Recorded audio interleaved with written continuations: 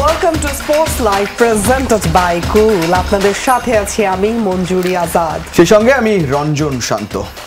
তৃতীয় বিভাগ লিগে মারামারির ঘটনায় নিষেধাজ্ঞা পেতে যাচ্ছেন দোষীরা। অনাকাঙ্ক্ষিত এই ঘটনায় এক কর্মকর্তা সহ 8 ক্রিকেটারকে 1 বছর থেকে আজীবন বিভিন্ন মেয়াদে নিষিদ্ধের সুপারিশ করেছে টেকনিক্যাল কমিটি। দ্রুতই চূড়ান্ত সিদ্ধান্ত দেবে বিসিবি। এদিকে একই লিগে ম্যাচ পাতানোর ঘটনায় যমুনা টিভির করা প্রতিবেদন আমলে নিয়েছে ক্রিকেট বোর্ড। গঠন করা হয়েছে তদন্ত কমিটি। সাম্প্রতিক বিশৃঙ্খলা নিয়ে সরগরম দেশের ঘরোয়া ক্রিকেট। থার্ড ডিভিশন ক্রিকেটের একটি ম্যাচে তুমুল মারামারি প্রশ্ন তুলেছে বিসিবির নজরদারি নিয়েও। গত সোমবার সাফায়ার স্পোর্টিং ক্লাব ও তেজগাঁ ক্রিকেট একাডেমির ম্যাচ শেষে শুরু হয় দুই পক্ষের সংঘর্ষ। এমন কাণ্ডে নড়েচড়ে বসেছে ক্রিকেট বোর্ড। অনাকাঙ্ক্ষিত এই ঘটনায় দোষীদের নিষেধাজ্ঞা দিতে যাচ্ছে BCB. Cricket committee of Dhaka metropolitan CCDM এর ভাইস চেয়ারম্যান জানিয়েছেন, এ ব্যাপারে জানানো হয়েছে আকসুকে। দ্রুতই আসছে চূড়ান্ত সিদ্ধান্ত। তবে বয়স বিবেচনায় শিথিল হতে পারে শাস্তির মেয়াদ। আর এই রকমের ঘটনা, যে এই যে থার্ড ডিভিশনে যেই ধরনের মারামারির ঘটনা মাঠের ভিতরে হয়েছে, এটা আমার দেখা আমি কখনোই দেখি নাই। আমার এই বয়সে আমি ক্রিকেটে আমি এটা দেখি নাই। সাজা আমার মনে হয় হয়তো কিছু সাজা তো হইতেই পারে, কারণ এটা একটা মেজর ভায়োলেন্স, এটা লেভেল 4 ক্রস করছে। ম্যাচে হাতাহাতির এই ঘটনা লেভেল 4 পর্যায়ের অপরাধ, তাই নিশ্চিতভাবেই বলা যায় বড় শাস্তি হচ্ছে। এই ঘটনার পর এক কর্মকর্তা সহ 8 ক্রিকেটারকে 1 বছর থেকে আজীবন বিভিন্ন মেয়াদে নিষিদ্ধের সুপারিশ করেছে টেকনিক্যাল কমিটি। এদিকে যমুনা টেলিভিশনে তৃতীয় বিভাগের আরেক ম্যাচে ফিক্সিং নিয়ে রিপোর্ট সম্প্রচার হবার পর নড়েচড়ে বসেছে বিসিবি। ওই ইস্যুতেও গঠিত হয়েছে অ্যান্টি কারাপশন ইউনিটের তদন্ত কমিটি। আমরা যেহেতু যমুনা টেলিভিশন অত্যন্ত গুরুত্বপূর্ণ একটা চ্যানেল এবং তারা এই রিপোর্টটা করেছেন, সাথে সাথেই আমরা এই ব্যাপারটাকে আমরা কনসিডারেশনে নিয়েছি এবং এটা নিয়ে আকসু কাজ করছে। তারা যেই রিপোর্ট দিবেন সেই ভিত্তিতে কাজ হবে। এমন অপ্রীতিকর ঘটনায় এর আগে ক্রিকেটাররা কাঠগড়ায় দাঁড়ালেও পর্দার আড়ালেই থেকে গেছেন অনেক হর্তাকর্তা। তাই তো প্রশ্ন থাকে, এবার কি প্রকাশ পাবে সেসব নাম? ঘরোয়া ক্রিকেটে এর আগে নানা ইস্যুতে 2-1 নিষিদ্ধ হলেও বড় কোনো কার্যকরী পদক্ষেপ নিতে দেখা যায়নি বিসিবিকে। তবে থার্ড ডিভিশনে পরপর 2 ঘটনা, ফিক্সিং এবং মারামারির ইস্যুতে এবার কঠোর হচ্ছে বিসিবি। কিন্তু ডিসিপ্লিন ফেরাতে যে ধরে রাখতে হবে ধারাবাহিকতা। সেই চ্যালেঞ্জে কতটা সফল হয় ক্রিকেট বোর্ড, সেটা এবার দেখার অপেক্ষা। হাসান আল মারুফ, যমুনা স্পোর্টস, ঢাকা। আসলে প্যাথেটিক। হোপফুলি এগুলো আসলে সলভ হবে এবং আরও বেশি পরিষ্কার পরিচ্ছন্ন ক্রীড়াঙ্গন সেটা বাংলাদেশ পাবে। তবে এই একই ক্রীড়াঙ্গনে একটা অন্যরকম খবর। সাবজয়ী নারী দলকে 20 লাখ টাকার চেক দিল বিসিবি। সাবজয়ী নারী ফুটবল দলের অধিনায়ক সাবিনা খাতুনের হাতে চেক তুলে দেন বিসিবি সভাপতি ফারুক আহমেদ। চেক প্রদানের সময় ছিলেন বিসিবি পরিচালক নাজমুল আবেদিন ফাহিম ও ফাহিম সিনহা, সেই সঙ্গে নারী ফুটবল দলের ম্যানেজার মাহমুদা আক্তার। বাংলাদেশ নারী ফুটবল দল সাফ জেতার পর 20 লাখ টাকা পুরস্কার হিসেবে দেওয়ার কথা জানিয়েছিলেন বিসিবি। গত মাসে দশরথ রঙ্গশালা স্টেডিয়ামে আসরের ফাইনালে স্বাগতিক নেপালকে 2-1 গোলে হারিয়ে মেয়েদের সাফের শিরোপা ধরে রাখে বাংলাদেশ। হিমালয়ের দেশে আবারও সফলতার পতাকা উড়ায় লাল সবুজের মেয়েরা। চেক প্রদানের সময় ফারুক আহমেদ জানান, নারী ফুটবল দলের এই অর্জনে কতটা গর্বিত তিনি। ফুটবল দলের অধিনায়ক সাবিনা খাতুন বিসিবিকে ধন্যবাদ জানান পাশে দাঁড়ানোর জন্য। ফুটবল আলাদা কিছু না, এটা লিগে পুরোটা মিলে স্পোর্টসের অংশ। সো আমরা as a Bangladesh we are very proud and এটা আরও স্পেশালি আরও বেশি হ্যাপি দ্যাট গতবারের পরে এবার আবার হয়েছে। তার মানে এটা ওয়াজ নট এ ফ্লুক। আমি আশা করব ফুটবল ফেডারেশনের নতুন সভাপতি তার নেতৃত্বে আরও এগিয়ে যাবে। প্রথমে আমি ধন্যবাদ জানাচ্ছি বাংলাদেশ ক্রিকেট বোর্ডের সকল সম্মানীয় সদস্যবৃন্দদের এবং বিশেষ করে বোর্ডের প্রেসিডেন্ট।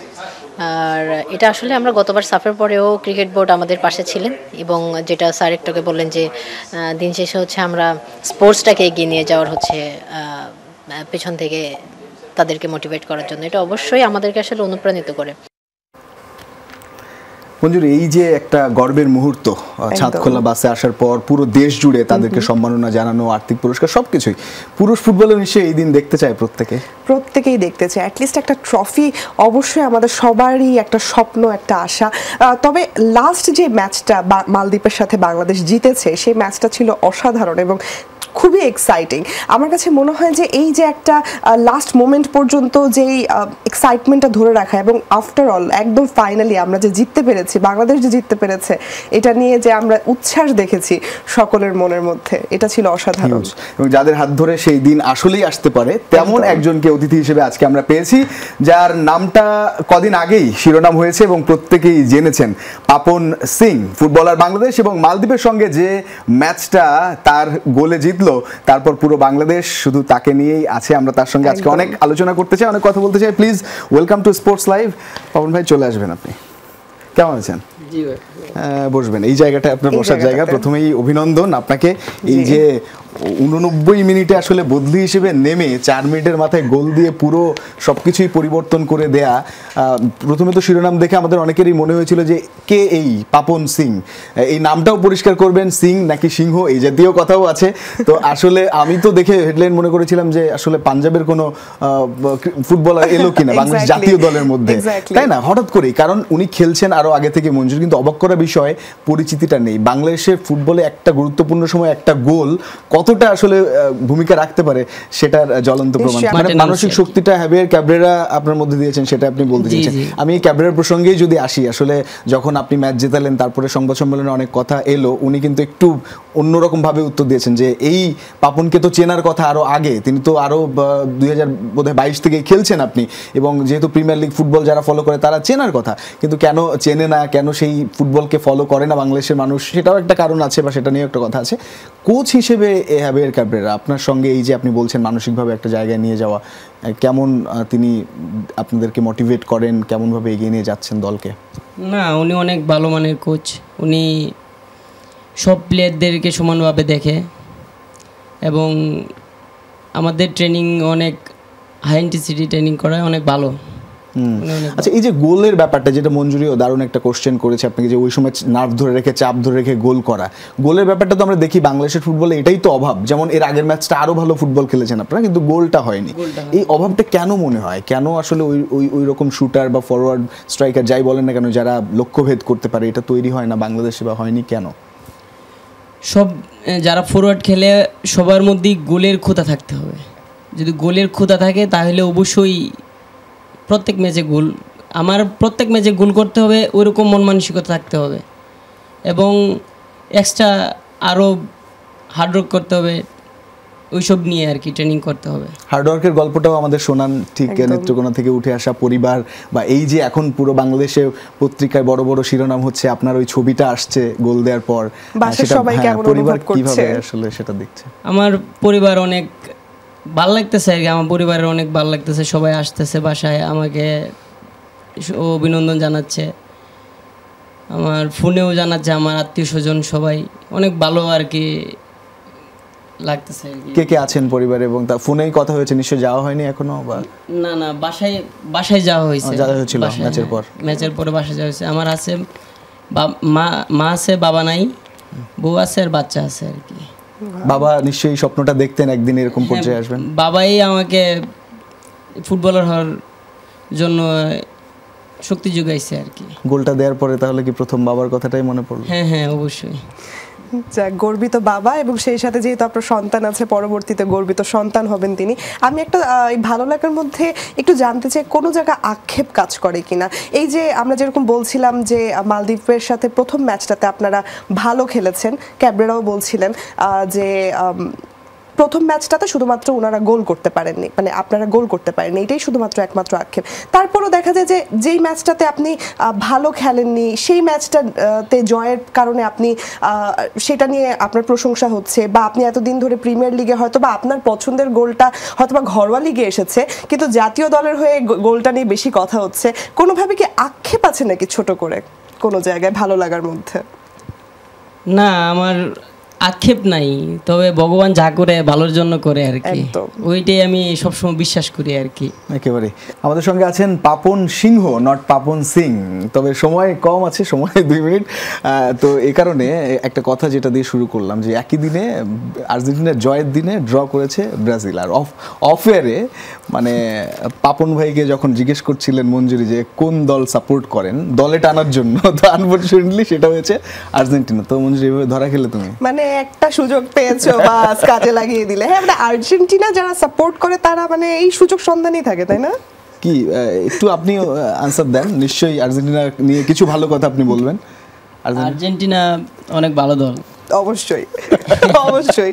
আমরাও যাতে আমাদের দেশের ফুটবলও যাতে এরকম করে আমরা এরকম জয়ের কথা বলতে পারি সেই আশা করি। আপনার উপর সবাই এত আশা ভরসা করে রেখেছে। আচ্ছা, আরেকটা প্রশ্ন, যে জাতীয় দলের মধ্যে কি এই ব্যাপারটা থাকে, বা ব্রাজিল আর্জেন্টিনা কারা সাপোর্টার খেলা হলে, এবং সেই প্রশ্নের উত্তরে কোন দল বেশি ভারী, আর্জেন্টিনা নাকি ব্রাজিল? আর্জেন্টিনা ব্রাজিল থাকে অবশ্য, কিন্তু আর্জেন্টিনায় হয়তো বেশি হইতে পারে আর কি। জাতীয় দলের বেশিরভাগ খেলোয়াড় আর্জেন্টিনাকে সাপোর্ট করে, এটা আপনি বলছেন মানে ফ্যান হিসেবে। আচ্ছা আচ্ছা, ওই প্রসঙ্গ থেকে আমাদের যে সময় শেষ, আমরা একটু যাই যে বাংলাদেশের ফুটবলে মূল চ্যালেঞ্জ কোন জায়গাটা আপনার মনে হয়? এই যে আরো বেশি এগিয়ে যাওয়া, এখনো পিছিয়ে আছে, আরো বেশি ভালো ফুটবলার তৈরি হওয়া, সব মিলিয়ে কোন জায়গাটা বাধা, বড় বাধা? বাংলাদেশের সবচেয়ে বড় বাধা হচ্ছে মাঠ, ফুটবল মাঠ। যে পর্যন্ত ফুটবল মাঠ উন্নত না হবে এই পর্যন্ত আমার মনে হয় না যে ফুটবল উন্নত হবে। বাইরের দেশে খেলতে গেছি অনেক, চীনে গেছি, ইন্ডিয়াতে দেখছি, তারপরে উজবেকিস্তানে দেখলাম যে সব জায়গায় এত সুন্দর সুন্দর মাঠ থাকা সত্ত্বেও ওরা ফুটবল নিয়ে এত আগাইতে পারতেছে না। আর আমাদের ফুটবলের আমাদের মাঠই নাই, তাহলে আমরা কিভাবে আগাবো? তো সেটাই আসলে খুবই গুরুত্বপূর্ণ, খুবই গুরুত্বপূর্ণ। আমাদের সময় একেবারেই শেষ। গোল তো আপনি জয় সুযোগ করেছেন, আরো অনেক করবেন, সেই আশীর্বাদ বা সেই চাওয়া থাকলো। তবে আপনার গোল বা আপনার লক্ষ্যটা কি নেক্সট যদি বলেন? আমার ইচ্ছা হচ্ছে সবসময় ন্যাশনাল টিমে কন্টিনিউ করি এবং দেশের জন্য আরও ভালো কিছু করতে চাই। সবসময় দেশের খেলায় নিয়োজিত থাকতে চাই আর কি। তো সেই আশা পূর্ণ হোক, সেই দোয়া করি আমরা অবশ্যই। দেশের মানুষও আপনার সাথে আছে। Hope for the best, all the best.